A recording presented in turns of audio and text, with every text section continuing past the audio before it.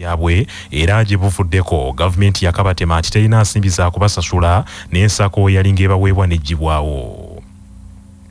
Abasawo bano mu kibiina ekya pre-medical interns olwaliro bakedde kwekalakaasa okwetoola eggwanga ne mu bitundu ebimu ebya Kampala era bano beezoobye ne poliisi okkakananga 9 bakwatiddwa mu kibuga Kampala. Undergo a 1-year supervised practice before they are given a practicing license to practice their profession.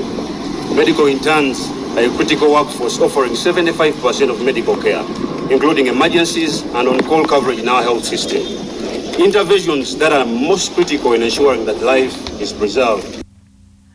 Ensonda wabula zitutegeezezza nti ekyabasawo bannaabwe ababanja okumala emyezi egikunukiriza 8 ba senior house officers nabo abali mu KDM kati akawezeza sabbiiti 3 ne ba medical officer special grade abaagala okubongeza omusaala okuva ku bukadde 6 okutuuka ku bukadde 11 nga nabo bali mu KDM akawezeza sabbiiti namba ensonga zaabwe zikyaliko kalumanywera. Dr. Diana Atwino omutesiteeso omukulu Ministry eby'obulamu gye buvuddeko yategeeza nti ssente zino Ministry ebyensimbi tennazibawa ate nga n'embalirira yaabwe yagisalako. Etteeka eriwera okulima n'okutunda ebiragalalagala mu ggwanga kkooti etaputa ssemateeka lyasazaamu gye buvuddeko likomyewo mu ddiiro era lyakuddamu okwanjula mu paalamenti olunaku lw'enkya. Sabbiiti bbiri eziyise kkooti etaputa ssemateeka yasazaamu etteeka lino eryayisibwa paalamenti mu 2016 ng'okuligoba yeesigama ku byaliwo mu kuliisa nti omuwendo ogw'essaliro ogw'abaka abeetaagibwa tegwawera. Kaakano ebbago lino lisuubira okuddamu okwanjula mu paalamenti olunaku lw'enkya lyetegerezebwe buto. Asumani Basalirwa omubaka wa munisipaali y'e Bugiri n'omubaka wa Arun North Christopher Komakeeki be bawomye omutwe mu kuzza etteeka lino. Asumani Basalirwa asuubiriza nti ku mulundi guno baakuyisa etteeka lino mu mitendera gyonna era mu kwegendereza okw'ekitalo waleme kubaawo kyakwekwasa. Era ng'ensonga y'emu ng'etteeka erikwata ku bisiyaga teryagenda okuyisibwa ng'omuwendo gw'ababaka ba paalamenti teguwera. Kakati n'eri etteeka erikwata ku biragalalagala nalyo ne ligobebwa ku nsonga y'emu. Kakati nasazeewo etteeka nziremu ndyanjule mu paalamenti liddemu okuyisibwa kuba lyetaagisibwa era bwe natuukiridde sipiika wa paalamenti nanzikiriza okumpa olukusa enkya. Kinajjukirwa nti kkooti yakawaŋŋamula nti etteeka lino erisazizzaamu era abalimi b'amayirungi n'ebiragalalagala ebirala baajakanya okukira kimezezza okwenjala kyokka ne poliisi yakabatema nti newankubadde bazinyiga kisaanyi waliwo etteeka eddalamu esobola okubavunaanira.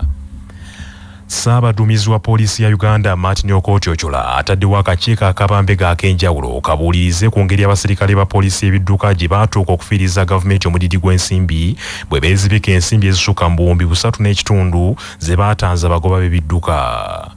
Alipoota yalaze nti abakulu bano beekomye ensimbi ze bajja ku bagoba b'ebidduka abawerera ddala emitwalo 2,2561.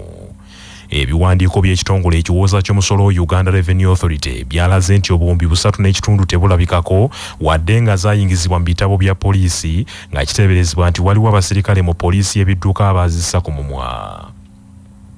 Abaserikale banaawe twogerera bino nga bajjiddwa mu poliisi y'ebidduka ne bazzibwa mu bitongole bya poliisi ebirala ng'okunoonyereza bwe kugenda mu maaso.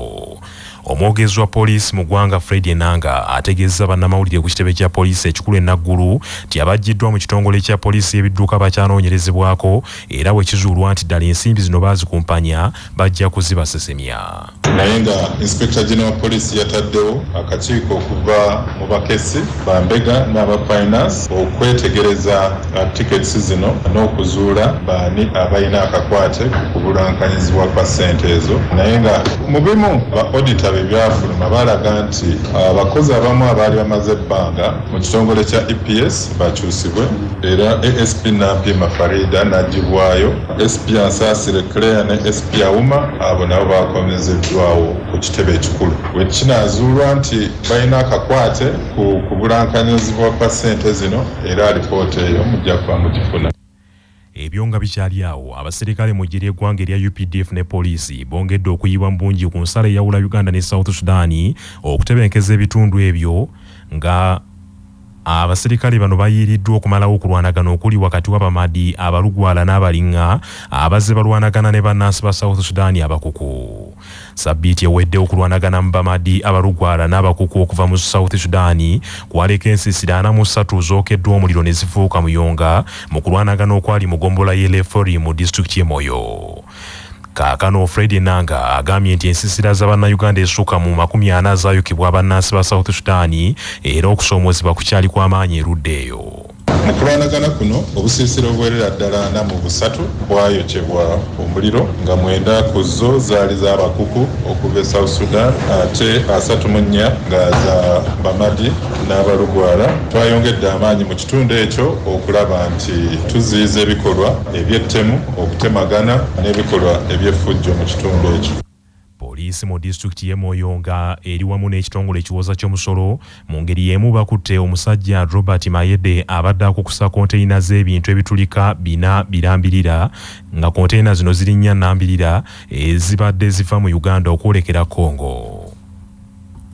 Manya obuvuna obuddo obw'eddembe lyo tonyigirizibwa ddembe lyo ery'obwebange. Ddembe lyo akutusibako Nana Herbal Mouthwash okukuuma akamwa ko nga kayonjo. Senyesa Nana Herbal Mouthwash ozize amannya okulwala, okunyenyeera n'okuvaamu olusaayisayi. Nana tumukomezaawo mu ccupa empya enyigiddwamu ekigambo Nana wansi ne mu mbiriizi. Kakasa nti oyo alambiddwa bw'atyo gwe bakuguza asangibwa mu famasi ne supamaketi zonna. Yawandiisibwa National Drug Authority nga bali wamu ne nice ntangawizi tea, amajani kawomera n'antameggwa g'oteeka ku caayi buli omu n'akwesimisa. Saako nice curry powder akanza alikolya n'okuba ennoga ne weenuguuna. Byakakasibwa UNBS nga bali wamu ne Shana Herbal Gentle Wash akuziyiza okufuna infections okukuuma ng'oli muyonjo. Amwetaaze musange mu supermarkets, pharmacies ne cosmetic shops zonna. Yakakasibwa ekitongole ekivunaanyizibwa ku mutindo gw'eddagala mu ggwanga.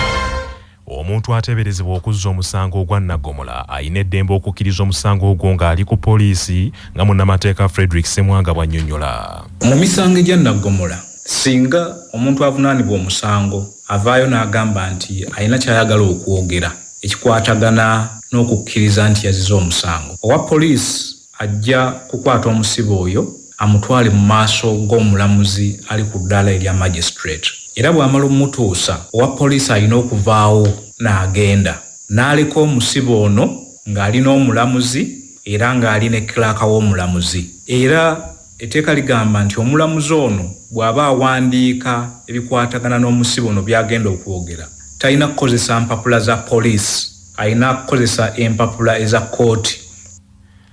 Gavumenti esazeewo okuddamu okwetegereza abakozi beeyina okwetooloola eggwanga lyonna n'okwekenneenya ebibakwatako okuziba emiwaatwa egibaddewo ku lukalala kwesasulira emisaala gy'abakozi.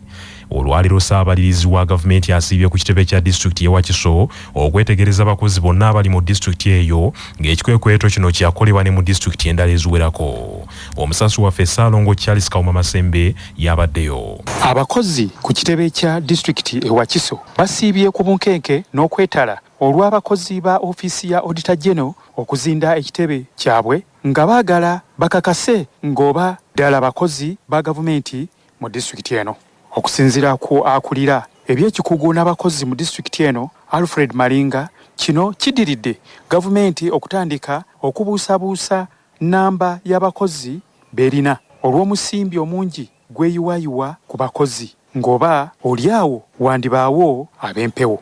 There have been a lot of issues on wage shortfalls, lack of enough money to pay salaries, pensions and gratuities. Districts all over Uganda were asking for supplementaries every now and again. So government has taken a step forward to cross-check and roll out whether there is a problem with payrolls. Alfred Malinga alabudda era n'asaba buli amanyi nti mukozi wa gavumenti okuvaayo asisinkane abantu bano okuva mu ofiisi ya Auditor General kubanga singa tebakikole bandi kifuwanga bakiza munda. Asabye abalwadde n'abali ku luwummula kalubeerwa bulwadde oba kusoma wakiri basindike ebiwandiiko ebibakwatako.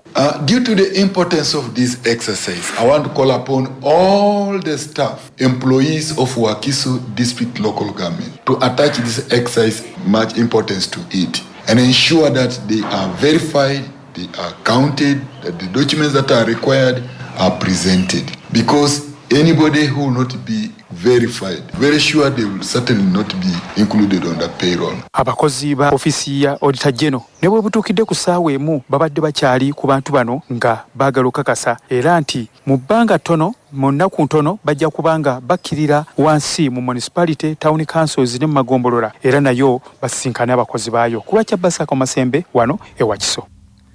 Abatuuze ku mwalo ogw'ekasongoyire mu gombolola y'enkondo mu disitulikiti y'e Buyende baguddemu entiisa. Bannaabo babiri abadde bagenze ku nnyanja okuvuba bagudde mu nnyanja Kyoga.